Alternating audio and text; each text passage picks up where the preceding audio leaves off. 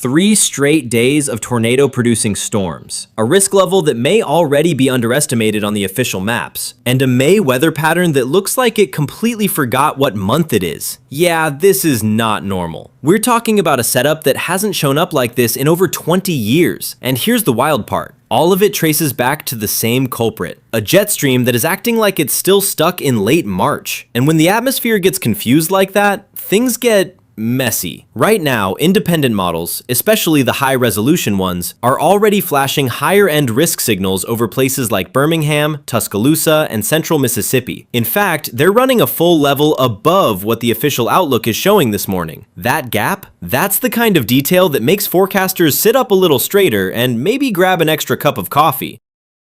Because historically, when models and official forecasts disagree this much early in the day, the trend usually isn't downward. It's upward. Now here's the part that really makes this setup stand out. The jet stream, the engine that drives all of this, is behaving like it's still March, not early May, not even close. And that one factor explains everything on the map right now. Tornado threats in the deep south, freeze warnings in the upper Midwest, snow still falling in the Rockies. It's like the atmosphere hit shuffle and decided to play every season at once. Let's talk about what that means for today. The severe weather window is already open across the deep south, stretching from East Texas through Louisiana into Mississippi and Alabama. Cities like Shreveport, Jackson, and Birmingham are all sitting in the zone where storms have the potential to turn serious fast. But here's what the basic outlook isn't fully telling you. The environment is quietly loading up with storm fuel, instability values climbing high enough to support large hail, damaging winds, and yes, tornadoes, especially if storms stay isolated long enough to organize into supercells. And that phrase, stay isolated, is everything today. Because one atmospheric feature is about to decide how this plays out: the cap. Think of the cap like a lid on a boiling pot. If it holds, storms stay limited, scattered, manageable. If it breaks too early or too aggressively, everything fires at once. And that's when things escalate quickly. And here's the wild card: cloud cover. If those clouds hang tough through midday, they act like a shield, keeping things more stable. But if the sun breaks through, even in just a few spots, those areas heat up fast. Instability spikes, and storms can explode almost out of nowhere. So today, don't just watch radar, watch the sky.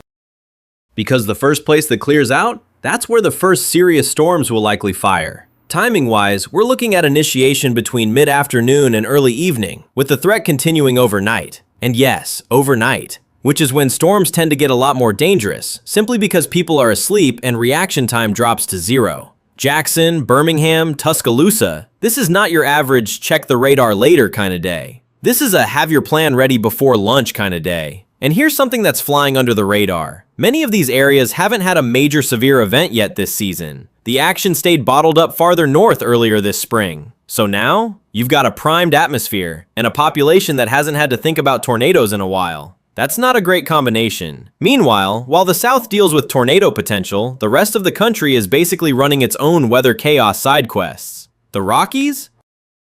Still in winter mode, with heavy snow piling up in places that should be thinking about hiking, not snow shovels. The upper Midwest, freeze warnings, yes, in May. And parts of the Southeast, flooding risks stacking up as multiple rounds of storms train over the same areas. All of this, tied together by that same stubborn jet stream pattern that refuses to move. It's what meteorologists call a blocking pattern, basically a traffic jam in the atmosphere. Systems can't move out, so they just keep recycling the same chaos over and over again. And here's where it gets even more interesting. The longer range models, they're not showing a meaningful warm-up anytime soon. Not next week, not even the week after. 3 straight weeks of below average temperatures across the eastern US in May. That's not just unusual, that's borderline historic. And what happens when cold air keeps clashing with warm, moist air from the Gulf? You guessed it, more storms. This isn't just a rough couple of days.